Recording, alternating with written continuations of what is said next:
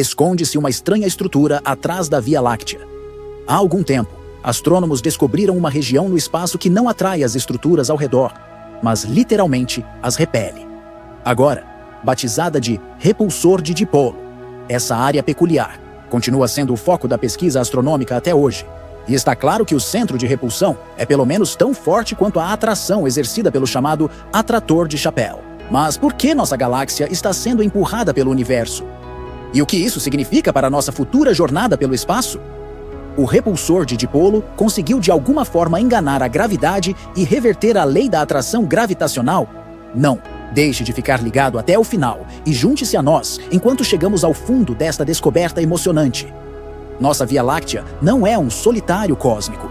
Na verdade, nosso lar galáctico não viaja pelo espaço livre e independentemente, mas como parte integrante de uma coleção hierarquicamente estruturada de galáxias e aglomerados de galáxias. Mais precisamente, a Via Láctea pertence a uma região gigantesca, com cerca de 520 milhões de anos-luz de tamanho, conhecida pelos especialistas como superaglomerado de Laniakea. Bem, pelo menos foi o que as pessoas pensaram por muito tempo. Mas na realidade, essa classificação agora está sendo questionada em decorrência de uma nova descoberta.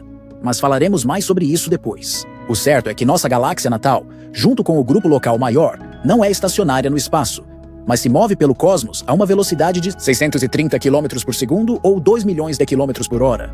E quando se trata da questão do contexto e da direção desse movimento, os pesquisadores há muito apontam para o chamado atrator de Chappell. Este é o maior conjunto conhecido de galáxias a uma distância de até 700 milhões de anos-luz e, consequentemente, um enorme centro de massa no qual forças gravitacionais tão extremas estão em ação que nenhum aumento na distância entre as galáxias devido à expansão cósmica geral pode ser observado dentro de sua esfera de influência. Os astrônomos geralmente presumiam que a maioria das galáxias e aglomerados se movia para essa zona de grande gravidade.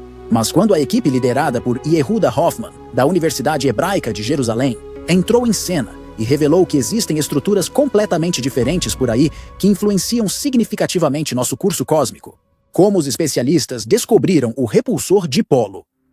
Na preparação para sua descoberta, os cientistas rastrearam os movimentos das galáxias em nosso superaglomerado usando imagens de vários telescópios, incluindo o telescópio espacial Hubble. Com base nesses dados, eles criaram um campo de fluxo de nível mais alto para nosso ambiente cósmico, um modelo que mapeia as linhas de movimento e as velocidades das estruturas que ele contém em detalhes. No entanto, isso acabou revelando algo que ninguém esperava. As linhas de movimento das galáxias não estavam todas indo em direção ao atrator Shepard. Pelo contrário, no lado oposto da região de Laniakea, há outra região no espaço onde os especialistas detectaram um impressionante agrupamento de linhas. Em total contraste com o padrão usual, no entanto, esse agrupamento não mostrou atração, mas sim repulsão. Hoffman comentou: "Descobrimos que nossa Via Láctea está se afastando de uma grande região de baixa densidade no espaço, anteriormente não identificada. E o que essa baixa densidade significa, fica claro quando consideramos o seguinte: o chamado repulsor de dipolo está localizado em uma região do espaço que é notavelmente pouco povoada. Há significativamente menos galáxias ou aglomerados aqui do que em outras áreas do espaço. O interessante aqui, no entanto, é que os cálculos dos especialistas mostraram que o repulsor de dipolo influencia o movimento do nosso grupo local quase tão fortemente quanto a atração do atrator de Chappell. Ambas as zonas contribuem aproximadamente na mesma quantidade para a velocidade do grupo local. E os pesquisadores enfatizaram que esta foi a primeira vez que tal fonte de repulsão foi identificada no espaço. O que realmente se entende por repulsão? Mas o que isso realmente significa em termos concretos? Agora, você pode se tornar membro oficial do canal O Cético Curioso, por apenas R$ 4,99 por mês. Você apoia o canal e ainda ganha acesso a benefícios exclusivos. Estamos falando de vídeos antecipados, shorts exclusivos, selos personalizados, para usar nos comentários, e conteúdo só para quem é de casa. Você pode escolher seu caminho, se tornar um cético aprendiz, ou ir além, e virar um curioso cósmico. Com sua ajuda, a gente continua firme, explorando o universo e mantendo esse projeto no ar por mais alguns bilhões de anos. Então não perde tempo, clique em Seja Membro e vem fazer parte dessa jornada cósmica com a gente. O repulsor de dipolo realmente repele no sentido mais verdadeiro da palavra? E forças antigravitacionais possivelmente estão em ação aqui? Bem, não exatamente. Mas primeiro as coisas mais importantes. No universo, duas forças estão principalmente em ação e em larga escala. gravidade e, em escala ainda maior, energia escura. Neste caso, porém, somente a gravidade é relevante para nós. Como sabemos, esta é a força com a qual massas atraem outras massas. Em outras palavras, estrelas atraem planetas e outras estrelas. Galáxias atraem outras galáxias e grandes estruturas, como aglomerados de galáxias. Até mesmo atraem grupos inteiros de galáxias em sua direção. E não importa quais sejam os detalhes da constelação, o princípio de que a gravidade sempre atrai sempre se aplica. Na física clássica, simplesmente não existe gravidade repulsiva. Mas como é que então o dipolo repulsor literalmente nos empurra para longe ou é chamado de centro de repulsão?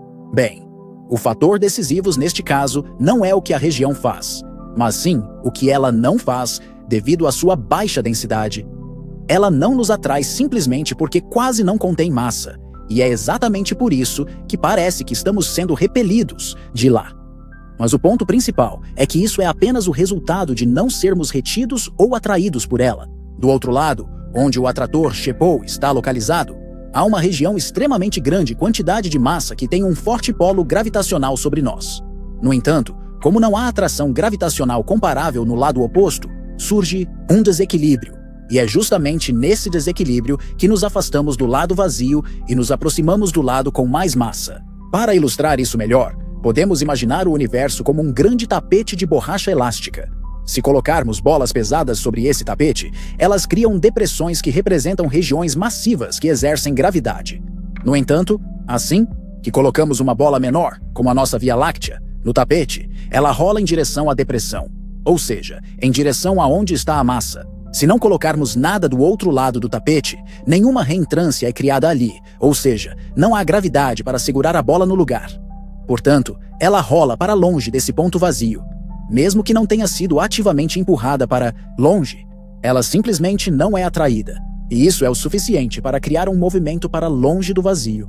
E se agora retornarmos do nosso tapete de borracha para as vastas extensões do espaço, vemos que o padrão geral de fluxo para longe do vazio nas medições parece apenas como se algo está empurrando. Os astrônomos, portanto, chamaram essa área de repulsor para escolher uma imagem que descrevesse o comportamento observado. Na realidade, porém, o repulsor dipolo não repele nada, mas simplesmente não atrai nada.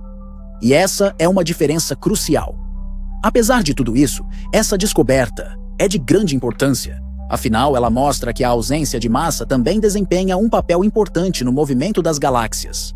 De acordo com isso, nossa Via Láctea não está apenas se dirigindo para regiões massivas, mas também está se afastando de áreas vazias. O movimento do nosso grupo local de galáxias é, portanto, o resultado de duas forças opostas. Um atrator massivo de um lado e uma região vazia do outro, da qual estamos coloquialmente falando caindo. Essa combinação cria um padrão de movimento que se parece com um dipolo com um polo positivo de atração e um polo negativo de repulsão aparente. A Via Láctea realmente pertence a Laniakea. Além disso, no entanto, há também a questão fundamental de para onde nossa jornada pelo espaço está realmente nos levando e qual mega-estrutura representa nosso verdadeiro lar cósmico. Como mencionado antes, pesquisadores sempre presumiram que nosso grupo de galáxias pertence ao superaglomerado de Laniakea, que compreende cerca de 100.000 galáxias.